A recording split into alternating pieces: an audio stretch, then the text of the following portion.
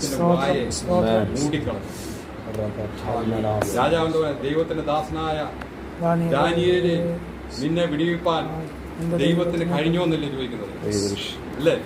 ദാനിയേലിന്റെ ഉറപ്പ് നമ്മുടെ ജീവിതത്തിൽ, നമ്മുടെ വിഷയങ്ങൾ, പലപ്പോഴും നമ്മുടെ ജീവിതത്തിൽ പല കഷ്ടതകൾ, നമ്മളൊക്കെ പല വിഷയങ്ങളുടെ നടുവിൽ കൂടെ കടന്നു പോകുന്നതാണ്, പല ഘട്ടങ്ങൾ കൂടെ കടന്നു പോകുന്നത്. പലപ്പോഴും നമ്മുടെ നിരാശ, പലപ്പോഴും മനുഷ്യരോട് പറയാൻ പറ്റാത്ത പല ഘട്ടങ്ങൾ കൂടെ കടന്നു പോകുന്നത്. നമ്മുടെ ജീവിതത്തിൽ പലപ്പോഴും നമുക്കിനി ജീവിതത്തിൽ ഈ രക്ഷയില്ല, നമ്മുടെ ജീവിതത്തിൽ ഈ വിഷയത്തിന്മേലൊരു വിടുതലില്ല എന്ന് നമ്മൾ ചിന്തിച്ച് പലപ്പോഴും കടന്നു പോകുന്നത്. എന്നാൽ രഹസ്യങ്ങളെ വെളിപ്പെടുത്തി തരുന്ന രഹസ്യങ്ങളെ വെളിപ്പെടുത്തി തരുന്ന ദൈവം, വിടുതലിനെ നൽകുന്ന ഒരു ദൈവം, സിംഹത്തിന്റെ വായിൽ നിന്ന് വിടിവിപ്പാൻ കഴിവുള്ള ഒരു ദൈവം. ആ ഒരു തീരുമാനം ദാനിയേലിന് എടുക്കാൻ കഴിഞ്ഞ ദൈവവുമായിട്ടുള്ള ആ രഹസ്യ ബന്ധവുമായിട്ട് താൻ നിരന്തരം പ്രാർത്ഥനയിൽ ചാടിച്ചു. അതുകൊണ്ടാണ് ദൈവത്തിന് ദൈവവും ദാനിയേലുമായിട്ടുള്ള ആ ബന്ധത്തില് ദൈവത്തിന് ആ ഘട്ടങ്ങളിലൊക്കെ ജയിച്ചു കടപ്പാനായിട്ട് കഴിഞ്ഞത്. നമ്മള് ഈ എബ്രായർ 11:1 നമ്മൾ വായിക്കുന്നുണ്ട്. എന്താ വിശ്വാസത്തിന്റെ ഡെഫിനിഷൻ? എന്താ വിശ്വാസം എന്നത്? ആശിക്കുന്നതിന്റെ ഉറപ്പും കാണാത്ത കാര്യങ്ങളുടെ നിശ്ചയമാണ്. അബ്രഹാം വിശ്വാസത്താലാണ് നീതീകരിക്കപ്പെട്ടത്. അല്ലേ? നമുക്ക് വിശ്വാസമുണ്ട്, നമുക്ക് പലപ്പോഴും വിശ്വാസമുണ്ട്. നമ്മൾ പ്രാർത്ഥിക്കും. പിന്നെ രോദായുടെ വിശ്വാസം പോലും നമുക്കില്ല, ഇല്ലേ? പത്രോസിന് വേണ്ടി പ്രാർത്ഥിച്ചുകൊണ്ടിരുന്നു. പത്രോസ് വന്ന് വാതിലിൽ മുട്ടിക്കഴിഞ്ഞപ്പോൾ രോദ എന്ന് നോക്കിക്കഴിഞ്ഞപ്പോൾ പറഞ്ഞു, ആരാ വന്നിരിക്കുന്നത്? പത്രോസ്. നമ്മൾ ഇങ്ങനെ പ്രാർത്ഥിച്ചുകൊണ്ടിരിക്കുക, എല്ലാവരും പ്രാർത്ഥിച്ചുകൊണ്ട് വന്നു. അതെ, യജമാനെ എൻ്റെ പത്രോസ് വന്ന് വാതിൽ വിടും. നിനക്ക് വട്ട, അവനെങ്ങനെ വരും? ജയിലിൽ കിടക്കുന്നവൻ എങ്ങനെ വരും? പലപ്പോഴും നമ്മുടെ വിശ്വാസം എങ്ങനെയല്ലേ? നമ്മൾ പ്രാർത്ഥിച്ച് വിടുതൽ നമ്മുടെ മുന്നിൽ നിൽക്കുമ്പോഴും നമുക്ക് അതിലൊരു അവിശ്വാസമുണ്ട്. അതുകൊണ്ടാണ് പറഞ്ഞത് വിശ്വാസം എന്നത് ആശിക്കുന്നതിന്റെ ഉറപ്പും കാണാത്ത കാര്യങ്ങളുടെ നിശ്ചയമാകും.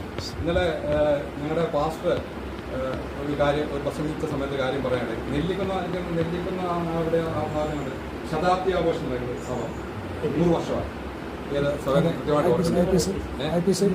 IPC. അപ്പം പാസ്റ്റർ പോയിട്ടുണ്ടായിരുന്നു അവിടെ. പാസ്റ്റർ പറഞ്ഞ അവിടെ പോയ സമയത്ത് ഈ ശതാബ്ദി ആഘോഷത്തിന്റെ ഇടയിൽ അവിടെ സാക്ഷ്യം പറഞ്ഞത് 100 വർഷം പിന്നിട്ട പിതാക്കന്മാരെ പറ്റി ഒരു സാക്ഷ്യം പറയാനുണ്ട്.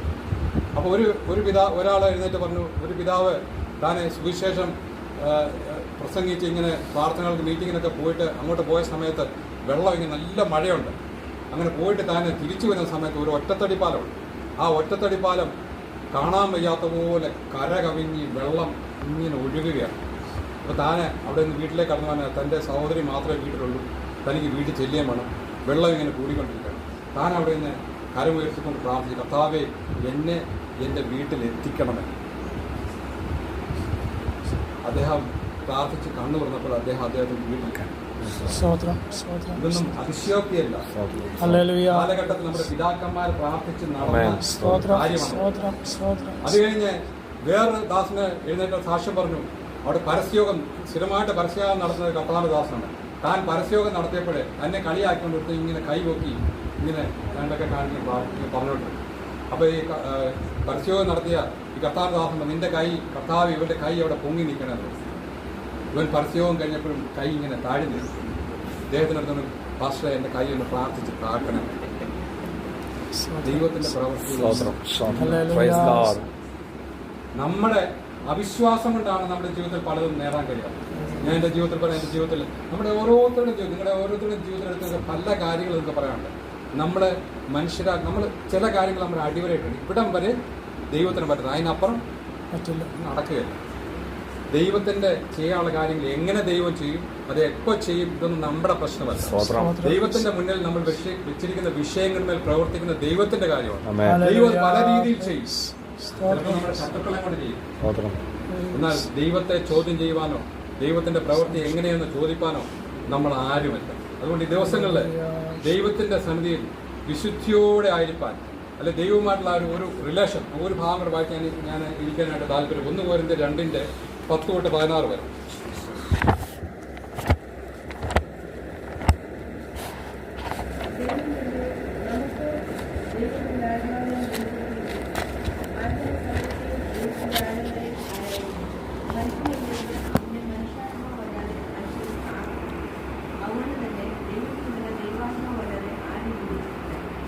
നാമോ ലോകത്തിന്റെ ആത്മാവിനെയല്ല ദൈവം നമുക്ക് നൽകിയത് അറിവാനായി ദൈവത്തിനുള്ള ആത്മാവിനെ എത്രയും പ്രാപിച്ചത്. അത് ഞങ്ങൾ മനുഷ്യൻ ഞാനും ഉപദേശിക്കുന്ന വചനങ്ങളാലല്ല, ആത്മാവ് ഉപദേശിക്കുന്ന വചനങ്ങളാൽ തന്നെ പ്രസ്താവിച്ചുകൊണ്ട് ആത്മീയർക്ക് ആത്മീയമായിട്ട് തെളിയിക്കുന്നു. എന്നാൽ പ്രാകൃത മനുഷ്യൻ ദൈവാത്മാവിന്റെ ഉപദേശം കൈക്കൊള്ളുന്നില്ല, അത് അവനെ പോഷകമാകുന്നു. ആത്മീയമായി ഉപയോഗിക്കേണ്ടതാകിയാൽ അത് അവനെ ഗ്രഹിക്കാൻ കഴിയുന്നതല്ല. ആത്മീയനും സകലത്തെയും ഉപയോഗിക്കും, താൻ ആരാലും ഉപയോഗിക്കുന്നില്ല. കർത്താവിന്റെ മനസ്സറിഞ്ഞ് അവനെ ഗ്രഹിപ്പിക്കാവുന്ന നാമം നമുക്ക് ഈ പുതിയ നിയമ വിശ്വാസികൾക്ക് തന്നിട്ടില്ലെങ്കിൽ പ്രത്യേകത ഉണ്ടാണ്. 13-ാമത്തെ വാക്യത്തിൽ നമ്മൾ വായിക്കുന്നു, അത് ഞങ്ങൾ മനുഷ്യജ്ഞാനം ഉപദേശിക്കുന്ന വചനങ്ങളാലല്ല ആത്മാവ് ഉപദേശിക്കുന്ന വചനങ്ങളാൽ തന്നെ ആത്മീയർക്ക് ആത്മീയമായത് തെളിവാകും. അല്ലേ? 12-ാമത്തെ വാക്യം, നാമോ ലോകത്തിന്റെ ആത്മാവിനെയല്ല ദൈവം നമുക്ക് നൽകിയത് അറിയാനായി ദൈവത്തിനുള്ള ആത്മാവിനെ അത്രേ നമ്മൾ പ്രാപിച്ചിരിക്കുന്ന ആത്മാവ് എന്താണ്? നമുക്ക് വിവേചിപ്പാനും കാര്യങ്ങൾ ഗ്രഹിപ്പാനും ഒക്കെ ദൈവം ദിവസങ്ങളിൽ നമ്മളെ ആത്മീയമായിട്ട് ദൈവകൃപയിൽ നിർത്തുവാൻ പരിശുദ്ധാത്മാവിന്റെ കൃപയില്ലാതെ നമുക്ക് പറ്റുന്നില്ല. നമ്മൾ എത്ര മിടുക്കരാണെങ്കിലും പരിശുദ്ധാത്മാവിന്റെ കൃപയില്ലാതെ നിലനിന്ന് പോകാൻ നമുക്ക് കഴിയത്തില്ല. നമ്മൾ നിൽക്കുന്നവൻ വിചാരിക്കുന്നവൻ വീഴാതിരിക്കാൻ തന്നെ തന്നെ സൂക്ഷിച്ചുകൊള്ളട്ടെ. ദിവസങ്ങളിൽ ആത്മീയ കൃപകളാൽ പരിശുദ്ധാത്മാവിന്റെ കൃപകളാൽ നിരന്തരമായിട്ട് ദൈവവുമായിട്ടുള്ള ഒരു രഹസ്യ ബന്ധം, ദൈവവുമായിട്ടുള്ള ഒരു ക്ലിയർ റിലേഷൻഷിപ്പ് നമുക്കുണ്ടെങ്കിൽ ഈ ലോകത്തിൽ നമുക്ക് പിടിച്ചു നിൽപ്പാനായിട്ട് കഴിയും. ലാസ്റ്റ് വായിക്കുന്ന ആത്മീയ സകലത്തെയും ആരാലും വിവേചിക്കപ്പെടുന്നുമില്ല. കർത്താവിന്റെ മനസ്സറിഞ്ഞ് അവനെ ഗ്രഹിക്കുന്നവനാണ് നാമോ ക്രിസ്തുവിന്റെ മനസ്സുള്ളവരാണ്. അപ്പം അതിച്ചിരി ബുദ്ധിമുട്ടുള്ള കാര്യം അല്ലേ? ക്രിസ്തുവിന്റെ മനസ്സെന്നൊക്കെ പറഞ്ഞു കഴിഞ്ഞാൽ നമുക്ക് പറയാനായിട്ട് ഭയങ്കര ഈസിയാണ് അല്ലേ? ക്രിസ്തു എന്താ ചെയ്തേ? ഒരു കണ്ണത്തെ അടിക്കുമ്പോൾ മറു കണ്ണത്തെ കൂടെ അവ മണ്ടാണ്ടി ചോദിച്ചാൽ 2 കണ്ണത്തെ അടിച്ചാൽ എന്ത് ചെയ്യും? പിന്നെന്ത് ചെയ്യും? അങ്ങ് താണ് കൊടുത്തേക്കും. ഇതൊക്കെ നമുക്ക് ഈ പ്രസംഗിക്കാനൊക്കെ വളരെ ഈസിയാണ്, ജീവിതത്തിൽ പ്രവർത്തിച്ച് കാണിക്കാൻ വളരെ ബുദ്ധിമുട്ടാണ്. ക്രിസ്തുവിന്റെ മനസ്സെന്ന് പറഞ്ഞാൽ വളരെ ബുദ്ധിമുട്ട്. എന്നെ സംബന്ധിച്ചോളം എനിക്ക് നമുക്കൊക്കെ അത് പ്രാപിച്ചെടുക്കണമെങ്കിൽ വളരെ ദൈവകൃപ നിന്നല്ലേ പറ്റത്തുള്ളൂ. അപ്പം ഇവിടെ എന്താണ് പറയുന്നത്? അപ്പോസ്തലൻ പറഞ്ഞത് എന്താണ്? ക്രിസ്തുവിന്റെ മനസ്സുള്ളവർ ആകുന്നു. ദിവസങ്ങളിൽ നമുക്ക് നമ്മുടെ മനസ്സിന് നമ്മുടെ ക്രിസ്തുവിന്റെ നമുക്ക് പലർക്കും നമുക്ക് കണ്ടില്ല കേട്ടില്ല എന്നൊക്കെ നമ്മൾ ചെയ്യേണ്ടി ക്രിസ്തുവിന്റെ മനസ്സുള്ളവരായിരിക്കും. അങ്ങനെയുള്ളെങ്കിൽ ആത്മാവ് നമുക്ക് പല കാര്യങ്ങളും വിവേചിച്ചത്. എന്തുകൊണ്ടാണ് പഴയ കാലങ്ങളിലെ പോലെ അതിശയ പ്രവർത്തികളും ദൈവകൃപകളും ഒന്നും ഇന്ന് അനുഭവിച്ചറിയാൻ കഴിയാത്ത? നമ്മുടെ ദൈവത്തിന് ഒരു അതിർവരം പെട്ടിരിക്കുക അല്ലേ? പണ്ട് കാലങ്ങളിൽ ഇന്നും കുമ്മനാടി എന്ന് കഴിഞ്ഞാൽ ആ ഏരിയയിലൊന്നും കുമ്മനാടിൻ്റെ ഒരു പ്രത്യേകത നിങ്ങൾ ശ്രദ്ധിച്ചിട്ടുണ്ട്, ഒരു അമ്പലം അവിടെ ഒന്നും കാണാനില്ല. ഇപ്പം അവിടെ ഇവിടെയൊക്കെ പൊങ്ങി വരുന്നുണ്ട്. കാരണം ദൈവകൃപ കുറയുമ്പോൾ ശത്രു പൊങ്ങി വരും അല്ലേ? ഇന്ന് പണ്ട് കപ്പയും പിന്നെ ചെണ്ടമുറിയനൊക്കെ തിന്ന് മുണ്ട് മുറുക്കി കൊടുത്ത് പ്രാർത്ഥിച്ച് എല്ലാ വീടുകളിലും നടന്ന് സാക്ഷ്യവും പറഞ്ഞാൽ നമ്മുടെ പിതാക്കന്മാർ അനുഭവിച്ച കഷ്ടതയും അവരുടെ ബുദ്ധിമുട്ടും അവരനുഭവിച്ച ചിന്തയും അല്ലെ? പണ്ടൊക്കെ പാടുമല്ല, ബന്ധിക്കോസിൽ ചേർന്ന് കപ്പയും മീനും തിന്നണം. അങ്ങനെ കപ്പയും മീനും തിന്നതിന്റെ ആ നന്മയാണ് നമ്മളൊക്കെ ഇന്ന് അനുഭവിക്കുന്നത്. ഹല്ലേലൂയ. ഇന്ന് ബന്ധിക്കോസുകാരനെ കാണുമ്പോൾ മറ്റുള്ളവരെ അവന് സല്യൂട്ട് ചെയ്യും. ദൈവം അത്രമാത്രം മാനിച്ചു. പക്ഷേ ദൈവകൃപ വിട്ട് നമുക്ക് കിട്ടുന്ന അഭിമാനത്തിലും നമുക്ക് കിട്ടുന്ന സമ്പത്തിലും നമുക്ക് കിട്ടുന്ന അഭിവൃദ്ധിയിലും ദൈവത്തെ മറന്നുപോയി ദൈവത്തെ ക്രൂശിക്കുന്നവരായിരിക്കാൻ ഇടയാകാതെ വേണം ക്രിസ്തുവിന്റെ മനസ്സുള്ളവർ നമുക്ക് കിട്ടുന്ന നന്മയും അബ്രഹാമിനോട് പോലെ അബ്രഹാം ചെയ്തതുപോലെ ദൈവത്തിന് വേണ്ടി തനിക്കുള്ളതൊക്കെ സമർപ്പിപ്പാൻ ദൈവം പറയുന്നത് പോലെ ചെയ്യുവാൻ ക്രിസ്തുവിന്റെ മനസ്സുള്ളവരാണ് നമുക്ക് കഴിയട്ടെ. അതിന് എനിക്കും കഴിയട്ടെ. ദൈവം നമ്മളെ അനുഗ്രഹിക്കപ്പെട്ട നല്ല സാക്ഷ്യങ്ങൾക്കായി ദൈവത്തെ സ്തുതിക്കുന്നു. ഹല്ലേലൂയ. ശ്രീദാസനെ ദൈവശക്തിയോടെ അനുഗ്രഹിക്കുവാനായി ഇടയായി തീരട്ടെ ആഗ്രഹിച്ച് പ്രാർത്ഥിച്ചു. ഇത് കേട്ട ഈ വചനം നമ്മുടെ ജീവിതത്തിൽ നമ്മുടെ പ്രായോഗിക ജീവിതത്തിൽ ശക്തിയോടെ വെളിപ്പെടുവാനും അത് നമ്മൾ അനുസരിക്കുവാനും ഇടയായി തീരും. ദൈവത്തിന്റെ വചനം നമ്മുടെ ജീവിതത്തിൽ വെളിപ്പെടുന്നത് അത് നമുക്ക് കേൾക്കുവാൻ ഇടയായി തീർന്നത് അത് കേട്ട് വെറുതെ അങ്ങ് പോകുവാനായിട്ടല്ല. അതിലേതെങ്കിലും ഒരു പോയിന്റ് നമ്മുടെ ഹൃദയത്തിന്റെ അകത്ത് എന്ത് ചെയ്യണം? ചെയ്ത് അത് ഞാൻ ചെയ്യും, ഞാനത് പ്രവർത്തിക്കും എന്ന് നമുക്ക് എന്ത് ചെയ്യണം? തീരുമാനമെടുക്കുവാനായിട്ട്. അനവധി വാക്യങ്ങൾ വായിച്ചു, അനവധി വചനങ്ങൾ പറയുവാനായിട്ടിടയായിട്ട് ഒരു വചനം പോലും അല്ലെങ്കിൽ ഒരു പോയിന്റ് പോലും നമ്മെ സ്പർശിച്ചിട്ടില്ലെങ്കിൽ നമ്മളത് ശ്രദ്ധിച്ചില്ല എന്നാണ് എൻ്റെ പ്രായോഗിക ജീവിതത്തിലേക്ക് നമ്മൾ എന്ത് ചെയ്യണം? കൊണ്ടുവരുവാനായിട്ട് ഇടയായിട്ട്. ഹല്ലേലൂയ. യേശു പഠിപ്പിച്ച പ്രാർത്ഥന കൃത്യതയോടുകൂടെ ഇവിടെ പറയുവാനായിട്ടിടയായിട്ടുണ്ട്. അത് പ്രാർത്ഥിക്കുന്നത് കൊണ്ട് കുഴപ്പമില്ല, പക്ഷെ അത് മാത്രമേ പ്രാർത്ഥിക്കാവൂ എന്ന് പറയുന്നതാണ്. അതിലാണ് പ്രശ്നം. അത് പ്രാർത്ഥിക്കുന്നത് പ്രശ്നമുണ്ടല്ലോ വികാസത്തെ, അതിൽ ഒരു പ്രശ്നമില്ല, പക്ഷെ അത് മാത്രമേ പ്രാർത്ഥിക്കാവുള്ളൂ എന്ന് ശടിക്കുന്നതാണ് പ്രശ്നം. ഹല്ലേലൂയ, സ്തോത്രം. അതൊക്കെ നമ്മുടെ പ്രാർത്ഥനയാണ്, അതൊരു മോഡലാണ്. അത് അത് പ്രായോഗിക ജീവിതത്തിലേക്ക് കൊണ്ടുവരുമ്പോൾ നമുക്ക് എന്ത് ചെയ്യണം? കഴിയണം. അത് പ്രാർത്ഥിച്ചിട്ട് ഞങ്ങളുടെ കടക്കാരോട് ക്ഷമിക്കുന്നത് പോലെ ഞങ്ങളും ഞങ്ങളുടെ കടക്കാരോട് എന്ത് ചെയ്യണം? ക്ഷമിക്കണമേ നമ്മൾ പറയുമ്പോൾ അത് നമ്മൾ എന്ത് ചെയ്യണം? നമ്മളത് ചെയ്യണം, ഇല്ലേ? അത് ചെയ്യാതെ പ്രാർത്ഥിച്ചത് കൊണ്ട് എന്തില്ല? നമ്മളൊക്കെ ഇഷ്ടംപോലെ എന്താണ് അന്നുള്ള ആഹാരം ഞങ്ങൾക്ക് തരണമേന്ന് പറയുമ്പോൾ നമ്മളെല്ലാം ഒരാഴ്ചത്തേക്കും ഒരു മാസത്തേക്കും മൊത്തം സ്റ്റോർ ചെയ്ത് വെച്ചിട്ടാണ് നമ്മൾ ഇതിന് പ്രാർത്ഥിക്കുന്നത്. അന്നെന്നുള്ളതെല്ലാം എന്ത് ചെയ്യണം? ശരിയല്ലേ? ശരിയല്ലേ? നമ്മൾ അങ്ങനെ എന്തില്ല. പക്ഷെ അന്നത്തെ പ്രാർത്ഥന എന്തായിരുന്നു? ഇന്ന് മൊത്തം നമ്മൾ സ്റ്റോർ ചെയ്ത് വെച്ചേക്കുവാ. ഒരു മാസത്തേക്കോ ഒരു ആഴ്ചത്തേക്കോ ഉള്ള എല്ലാം എന്താണ്? എന്നിട്ട് നമുക്കത് പ്രാർത്ഥിക്കാൻ എന്തില്ല? അവകാശമുണ്ടോ? ഇല്ല. ആ പ്രാർത്ഥനയും നമ്മുടെ പ്രായോഗികതയും തമ്മിൽ എന്തല്ല?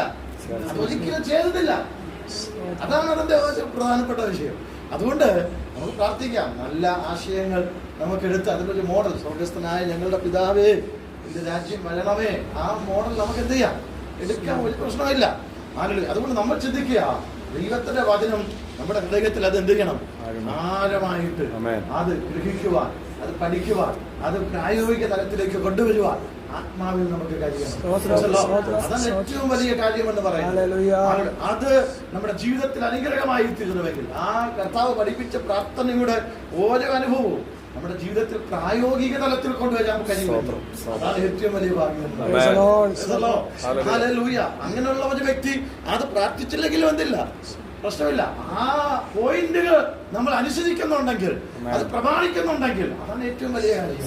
പ്രാർത്ഥിച്ച് ചെയ്യാതിരിക്കുന്നതിനേക്കാൾ ഹല്ലേലൂയ, സ്തോത്രം, അത് ചെയ്യുന്നത് നമുക്ക് എന്താണ്? ഏറ്റവും അനുഗ്രഹമായി തീരുവാനായിട്ട് ഇടയായിട്ട്. അതുകൊണ്ട് നമുക്ക് ദൈവത്തോട് പ്രാർത്ഥിക്കാം. കർത്താവേ, ദൈവത്തിന്റെ ഓരോ വചനങ്ങളും, ദൈവത്തിന്റെ ഓരോ വാക്യങ്ങളും ഞങ്ങളുടെ ജീവിതത്തിൽ പ്രായോഗിക തലത്തിലേക്ക് കൊണ്ടുവരിക. ദൈവത്തിന്റെ ആത്മാവ് നമുക്ക് എല്ലാവർക്കും കൃപ നൽകണമേ. ദൈവകരങ്ങളിലേക്ക് നമുക്ക് ദൈവദാസനോട് അധികം ശക്തിയോട് ഉപയോഗിക്കുവാനായിട്ട് ദൈവത്തിന് ഒരു മനുഷ്യനോടുള്ള സ്നേഹമാണ്. ഒരു വ്യക്തിയുടെ പ്രാണനെ എടുക്കാനും അത് തിരികെ നൽകുവാനും അധികാരമുള്ളവനാണ് നമ്മൾ. ദൈവത്തിന്റെ പാശങ്ങളെ അഴിച്ചുകൊണ്ട്, മരണവാശങ്ങളെ തകർത്തുകൊണ്ട് പുറത്തു കൊണ്ടുവരുന്നത് ദൈവമാണ്, നമ്മുടെ ദൈവം. ദൈവദാസന്റെ സാക്ഷ്യം അത് അനുഗ്രഹമായി നമ്മുടെ ഏത് പ്രതിസന്ധികളിലും, നമ്മുടെ ഏത് മരണകരമാകുന്ന അവസ്ഥകളിലും നമ്മെ വിടുവിക്കുന്നത് സ്വർഗമുണ്ടെന്ന് ദൈവം നമ്മെ കുറിച്ചുള്ള പ്ലാൻ അതേപോലെ നമുക്ക് വിശ്വസിച്ച് ദൈവകരങ്ങളിലേക്ക് കേൾക്കപ്പെട്ട ആലോചനയെ ഓർത്തുകൊണ്ട് ഒരു അല്പസമയം നമുക്കുള്ള ദൈവത്തെ സ്തുതിച്ചാൽ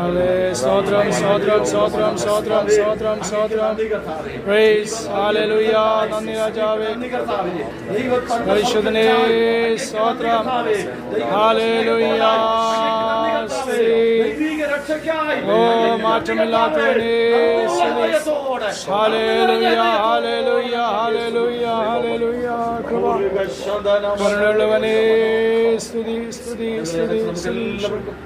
ദൈവദാസനെ കുടുംബത്തെ ദൈവം അനുഗ്രഹിക്കേണ്ടതിനായി, 2 പെൺകുഞ്ഞുങ്ങളെ ദൈവം അനുഗ്രഹിക്കേണ്ടതിനായി ദൈവം അവരുടെ ജീവിതത്തിൽ വലിയ ചെയ്യുവാൻ അവരുടെ സഹായിക്കണം. ദൈവത്തോട് നമുക്ക് ശക്തിയോടെ പ്രാർത്ഥിക്കാം. രാകേഷ് പാസ്റ്റർ ചുരുക്കമായി പ്രാർത്ഥിക്കാം.